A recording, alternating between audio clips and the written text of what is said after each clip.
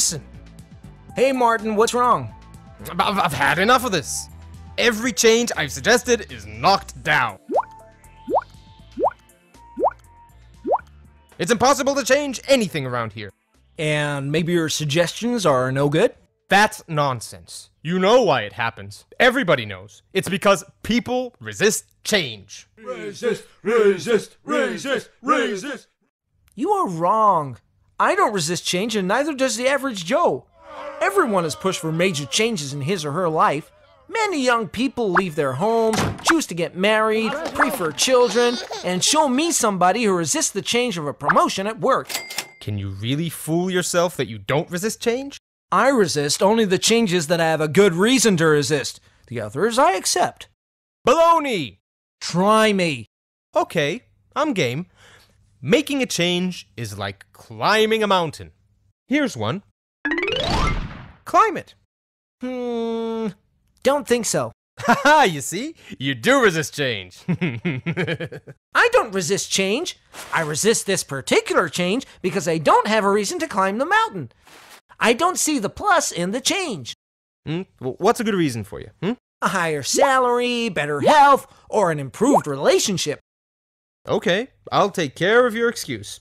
There's a pot of gold waiting for you up there. Is that good enough? Now will you climb? Nope. Point proven! You most certainly resist change. Of course I resist this change, and with good reason. See for yourself. Too much effort, too much time, too high a risk. It's perfectly logical. The minus of the change outweighs the plus of the change.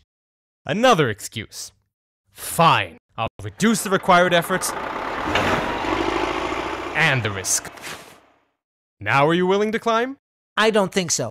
Aha! I knew it! Excuse after excuse. You remove one, another one pops up. The end result is still the same. The change is definitely good for you, and yet you still resist. But it's not good for me. I don't want the change because I'm comfortable in my current situation. Another excuse. Not at all. You look at it too narrowly. No wonder people reject your suggestions. What? I looked at both the plus and the minus sides of making the change. Yes, but you've ignored the pluses of not changing. I like my profession. I like the city I'm in. I like my style of living. I like my mermaid. But she cannot climb the mountain with me. You've just proved my point. Maybe you justified it logically, but at the end of the day, people will always resist change. They can simply declare that they have a mermaid, and there goes any chance of causing a change out the window. I'm not looking for excuses, but unlike you, I'm not in love with your suggested change. I'm more objective. Oh, so you're Mr. Objectivity, huh? The guy who only looks at the plus side of staying the same? Aren't there minuses as well? I guess there are. Think of situations that if things stay as they are, alligators will bite your ass off. Your firm may go bankrupt, or your spouse may ask for a divorce. Of all the nerve! Or your health will decline drastically. Aren't you fighting alligators? Constantly! Sometimes I feel that the people I try to convince are so busy fighting off the alligators that they should be climbing the mountain even if there is no pot of gold waiting at the top. Still, everybody resists change, including you. Not at all. Show me how the pot is large enough for me, and the teeth of my alligator are sharp enough, and my effort and my risk to change is not as big, and that I don't have to give up on a beautiful mermaid, then I assure you I will climb the mountain. That's what I do, and it doesn't work. Really?